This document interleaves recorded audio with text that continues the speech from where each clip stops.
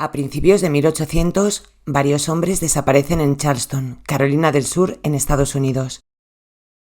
La última vez que se les ha visto ha sido en la posada Six Mile House.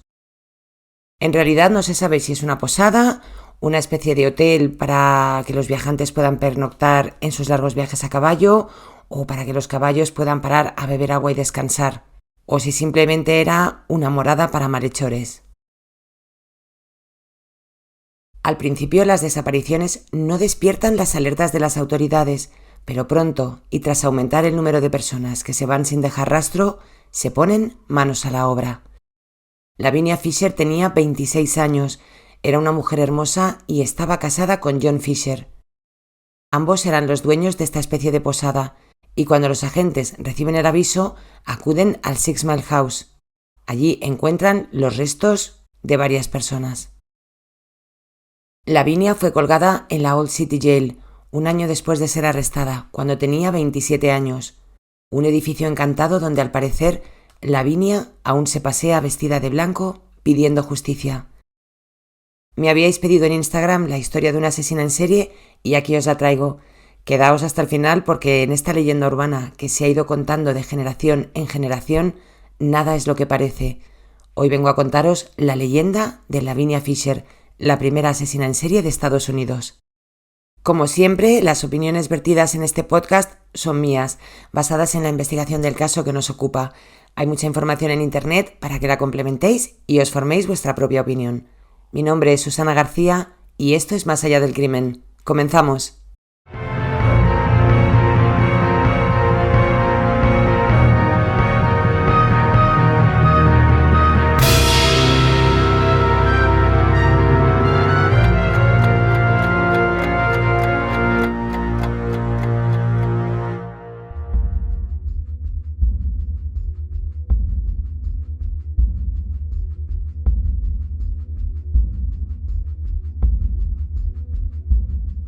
Lavinia Fisher nació en 1793.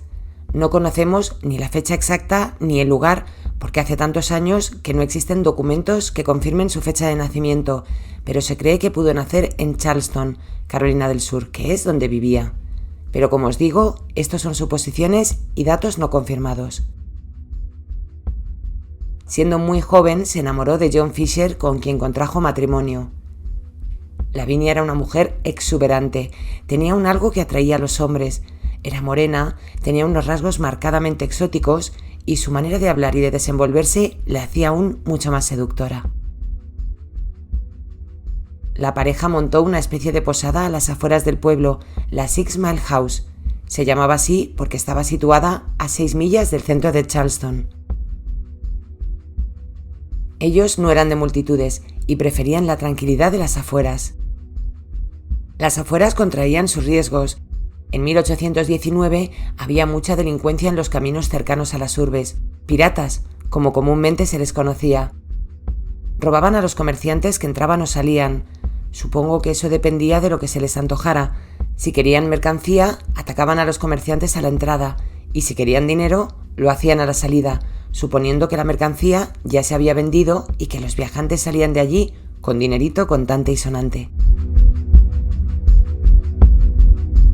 Para finales de 1700, concretamente el 15 de diciembre de 1791, 2 años antes de nacer Lavinia, la Constitución de Estados Unidos introdujo la octava enmienda. La Constitución de Estados Unidos fue aprobada en 1787 y oficialmente aprobada en junio de 1788, tan solo 3 años y medio antes de que recogiera esta nueva enmienda. La octava enmienda venía a introducir modificaciones a los castigos que recibían los reos. Pretendía que no hubiera penas abusivas, tanto económicamente como de cualquier otro tipo. El objetivo era suavizar las penas que en algunos casos podían llegar a considerarse como extremadamente crueles. Sí, como el podcast.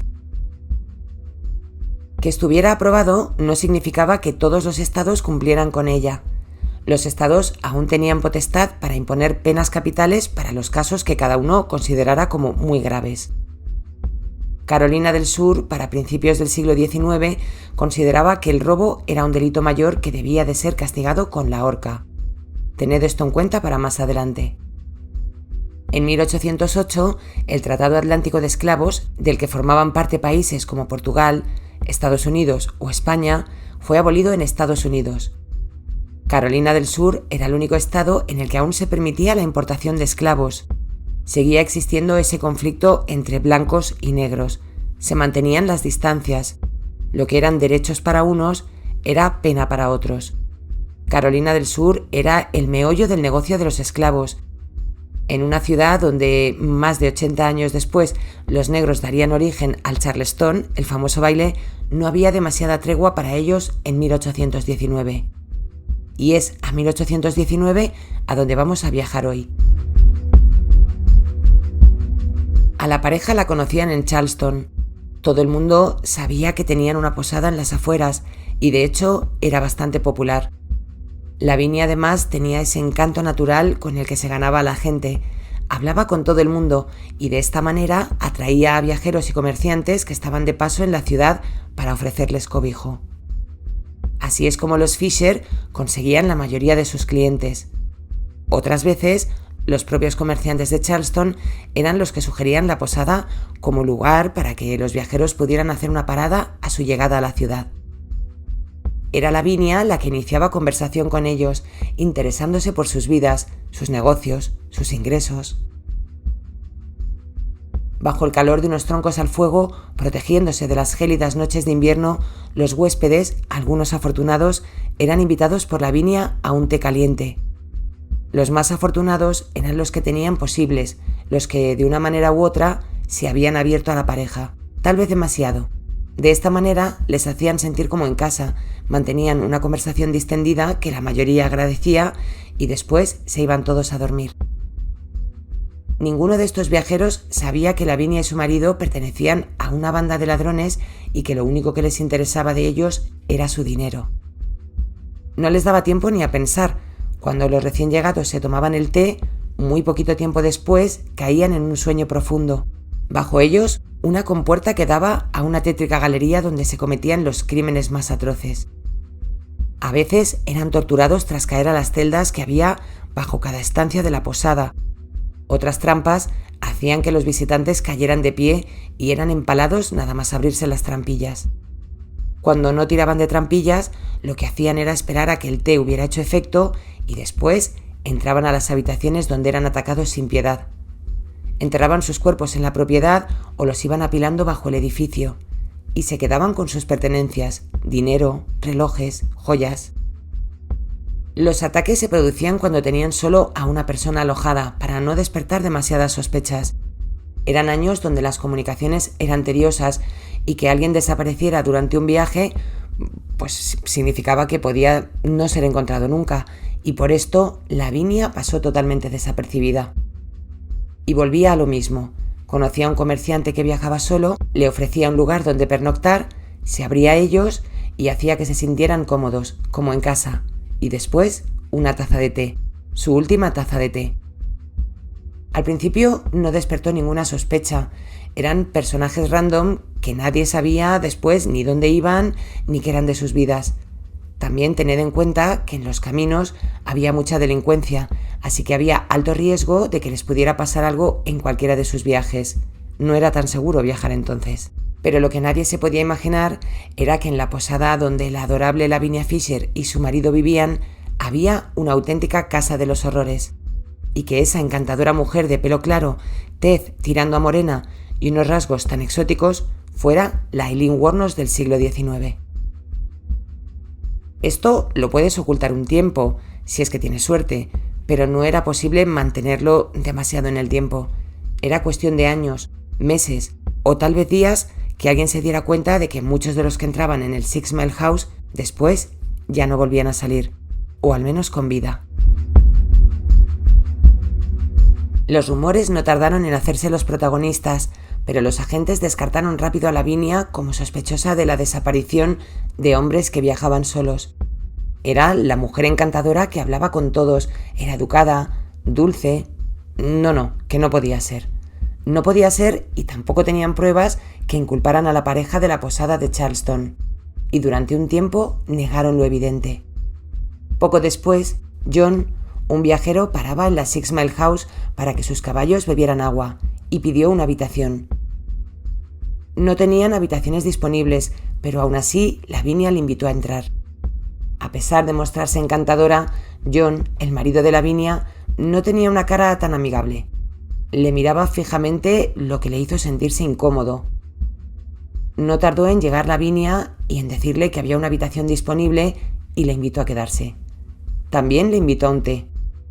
A John Peoples no le gustaba el té y no solo no se lo bebió, sino que lo tiró cuando pudo para no parecer descortés. La actitud de Lavinia y su marido le hizo desconfiar enseguida y pensó que le querían robar. Parece que algo escuchó entre la pareja. Esa noche se quedó sentado en una silla haciendo tope con la puerta para que nadie pudiera entrar. Cuando estaba medio adormilado, escuchó un estruendo.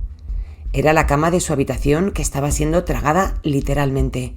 Desapareció delante de sus ojos. Flipando, John huyó y fue directamente a Charleston a reportar los hechos ante las autoridades. El sheriff fue hasta la Six Mile House para darle un toque a la pareja y dejó a David vigilando la zona. David Ross apareció poco tiempo después en Charleston asegurando que Lavinia y su marido le habían atacado. Las autoridades regresaron a la posada y fue entonces cuando descubrieron los cuerpos de 2 personas, un hombre que había sido disparado y una mujer. Los cuerpos no pudieron ser identificados y Lavinia y John Fisher fueron detenidos. De los casi 100 cuerpos que se supone que tendría que haber habido, no se supo nada. De los pasadizos, trampillas y celdas que tenían bajo la posada, no se habló mucho más. Los Fisher fueron acusados de robo, no de asesinato, y fueron sentenciados a muerte. Su marido aceptó su destino, pero no Lavinia, quien se opuso a ser llevada a la horca. Tuvo que ser arrastrada. La mujer pidió llevar su vestido de novia y en sus últimos momentos gritó e insultó a todo el que estaba allí presente. El cura le preguntó si quería arrepentirse de sus pecados, a lo que le contestó que no. Lo único que le dijo fue: si tienes algún mensaje que quieras que lleve al infierno, dámelo a mí, que yo lo llevo. No permitió que la colgaran, por lo que saltó de un descuido de los que la vigilaban. Tardó minutos en morir, dicen que unos 15, una pura agonía. Esta es la leyenda que se ha contado durante 200 años. Alguien que aseguró haber estado en el momento de la ejecución fue quien contó la historia. Como quiso, porque además está probado que este hombre no estuvo el día de la ejecución de los Fisher, pero su historia ha sobrevivido 2 centenarios. Y ahora voy a contaros lo que en realidad parece que sucedió.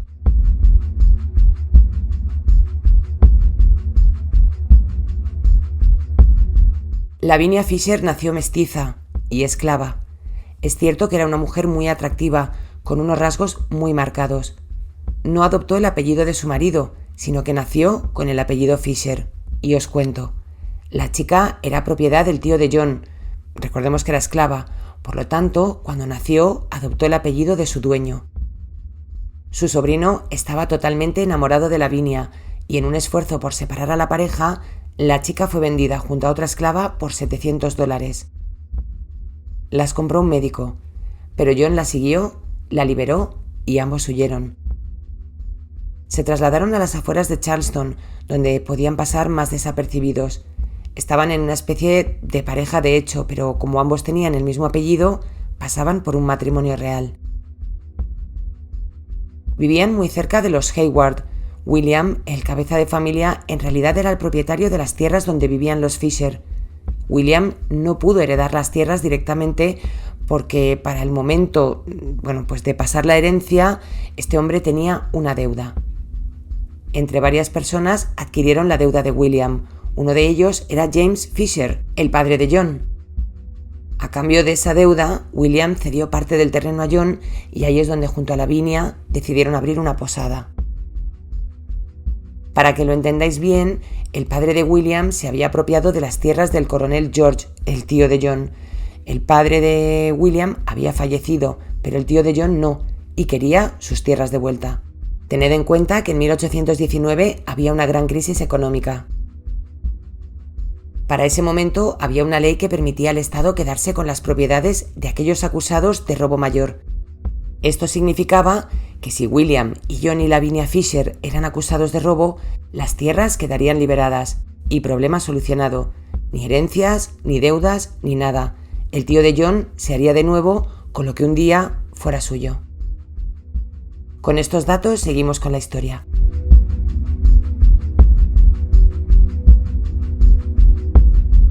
Los rumores en el pueblo eran que tanto Lavinia como su marido e incluso William el vecino, todos los que vivían, digamos, en esa zona, pertenecían a la banda armada y eran pues los ladrones de caminos que robaban a los comerciantes cuando entraban o salían de Charleston. Y la gente empezó a sospechar que los Fisher pudieran estar relacionados con la banda armada. Su posada estaba en un área donde se producían robos, y tal vez ellos formaban parte de ese grupo de piratas. Pensaban que la posada, al estar en una zona un tanto de nadie, podían estar dando cobijo a maleantes y ladronzuelos. Los vecinos empezaban a estar hartos de robos, ataques y malhechores y, decididos a terminar con ellos, se organizaron para ir a las afueras de Charleston a ponerle remedio. No tenían autoridad, pero los grupos como este, digamos que tenían algo de potestad para actuar por su cuenta y llevar a los malos ante la ley. En febrero de 2019, un grupo de hombres se dirigió al vecindario de los Fisher. Caminaron 5 millas hasta que llegaron al 5 Mile House, que era como la posada de los Fisher, pero en lugar de estar a 6 millas de Charleston, estaba a 5. Mucho no se dejaron el cerebro con los nombres. Y allí vivía William. El grupo este que había salido en masa no sabía muy bien qué buscaban. Iban con la firme idea de que esta gente estaba acogiendo a ladrones en su casa, y cuando llegaron allí les obligaron a salir. La gente que estaba dentro de la 5 Mile House opuso resistencia. A ver, ¿quiénes eran esos que venían a su casa a decirles lo que tenían que hacer y cómo tenían que hacerlo? Tras un rifirrafe entre ambos grupos, los de Charleston prendieron fuego a la vivienda y se encaminaron hasta la posada de los Fisher. En la 6 Mile House se encontraban Lavinia, su marido, y William, quien para entonces había salido corriendo de su casa y se había refugiado en casa de los Fisher. Su casa no se la quemaron, pero no les permitieron volver a entrar. Para asegurarse de que esto se cumplía a rajatabla, David Ross, uno de los que formaba parte del grupo de vengadores, se quedó junto a la posada haciendo guardia. Al poco rato, David se presentó en el despacho del sheriff. Estaba muy asustado. Contó que William, la persona que estaba junto a los Fisher en el momento en el que ellos llegaron, volvió a la posada a eso de las 9 de la noche. David, que hacía guardia para asegurarse de que nadie regresaba, se enfrentó a él. William le golpeó y le insultó. Y lo peor, entró de nuevo en la posada. David entró detrás. Él era la autoridad allí y William se la estaba pasando por el forro. Cuando entró en la posada, Lavinia y su marido también estaban allí. Ya sé que había dicho que les habían echado y por lo tanto no podían estar dentro de la casa, pero así es como está contada esta leyenda. Este David Ross fue inmediatamente atacado y, según sus propias declaraciones, fue Lavinia la que le agredió. Le golpeó y le lanzó hacia una de las ventanas de la propiedad, ventana que rompió con la cabeza. Lavinia parecía aquí la Bruce Lee de Charleston. Entre todos le pegaron, utilizaron unos látigos con pesas que hacían un poquito más de daño. David consiguió huir, pero le persiguieron. Aseguró que corrieron detrás de él y le dispararon, pero pudo esquivar las balas y llegar hasta la oficina del sheriff, donde reportó los ataques. En este momento y cuando David declaraba, serían las 11 de la noche. Poco después, otro hombre entraba asustado a la comisaría. Declaró que una pareja había planeado robarle y estos no eran otros que Lavinia y John Fisher y un grupo de personas. Según su declaración, la peor y más malvada de todos había sido Lavinia, quien le pegaba y agredía fuertemente. Cuando huía, dos hombres corrieron detrás de él. A punta de pistola le robaron unos $40, que para la época era bastante dinero, y cuando obtuvieron lo que necesitaban, se dieron la vuelta dirección a la posada.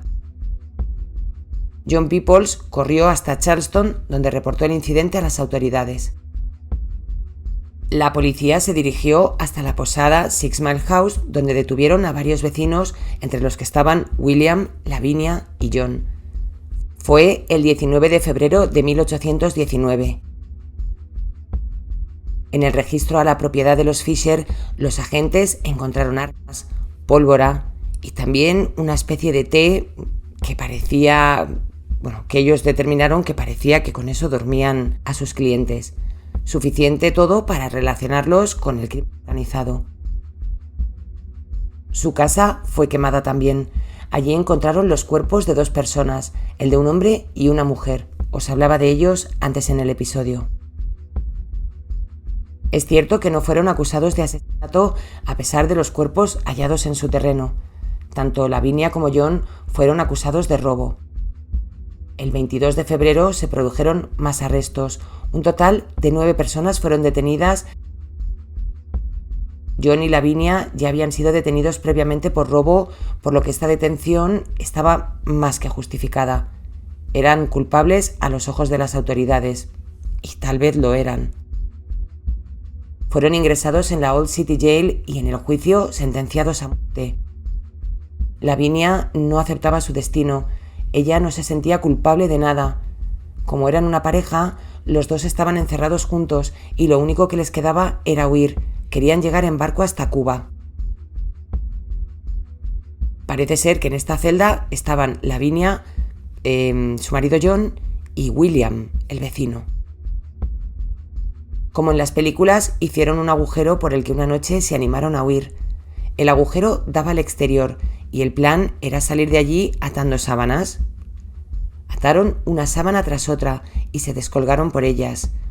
Lo hizo primero William, quien, sin ningún tipo de problema, llegó al suelo. John consiguió descolgarse, pero cuando estaba llegando al suelo, las sábanas se rompieron, dejando a Lavinia sin posibilidad de escapar. John no quiso dejar sola a su mujer y finalmente no escapó, regresó a la cárcel. Esta es la versión romántica. En otras versiones he leído que John sí consiguió escapar, pero que un vecino le reconoció y como había una recompensa de por medio, lo reportó inmediatamente. La recompensa no estaba puesta para William, solo para John. En ambas versiones, tanto si John regresó a la cárcel por su cuenta como si le pillaron, volvió a la cárcel junto a su mujer, quien para este momento intentaba buscar la manera de salir de allí. No se había colgado antes a ninguna mujer y mucho menos blanca. Hacer esto significaba que las mujeres blancas y negras estaban al mismo nivel. Era degradar a la raza blanca. Lavinia se acogía a esto. Pese a todo, la ejecución siguió encima de la mesa. También intentó apelar asegurando que una mujer casada no podía ser ejecutada tal y como recogían las leyes de la zona en ese momento. Lo solucionaron rápido. John sería el primero en morir. No había leyes que mencionaran a las viudas. Se produjo un hecho impactante y es que un hombre se presentó en comisaría confesando que él era quien había robado los $40 de John Peoples. Sabía la cantidad exacta y otros muchos detalles que muy pocos conocían, por lo que su testimonio era real. Pero eso no consiguió que los Fisher fueran liberados. Allí hicieron oídos sordos y siguieron con su veredicto. Y no nos olvidemos de que a pesar de todo, 2 cuerpos habían aparecido en su propiedad, uno con un disparo. Muchos vecinos creyeron que la pareja era inocente, pero aún así, el 18 de febrero de 1820, un día después de celebrarse el aniversario de su detención, John y Lavinia fueron llevados a la horca. Fueron transportados en un carruaje que tenía, para que lo visualicéis mejor, una especie de celosía. Es decir, tenía espacios para que la gente que se encontraba en la calle en el momento de ser llevados a ejecución pudieran tirarles objetos. Muy healthy todo.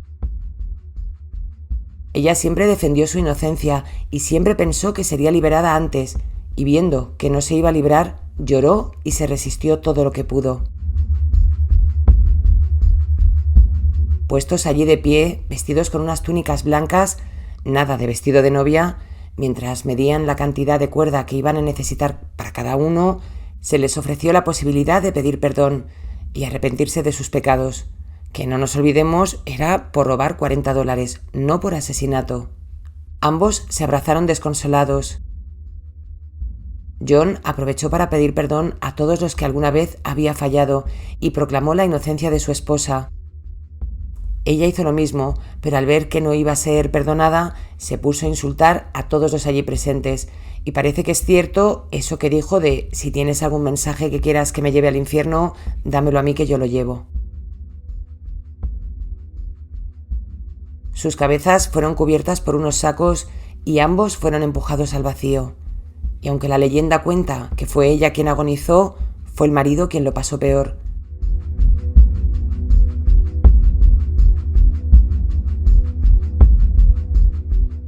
Ni Lavinia fue una asesina en serie, ni le daba té a los visitantes. Ambos fueron asesinados por sus tierras. Para el tío de John era recuperar lo suyo y hacer justicia por lo que su sobrino había hecho, escaparse con una esclava.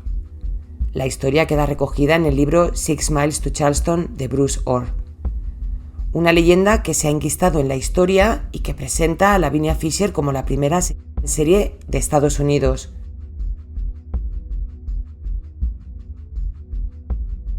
La Old City Jail ahora es un edificio dedicado a la memoria histórica y varios testigos aseguran que el fantasma de Lavinia se pasea por allí vestida de blanco.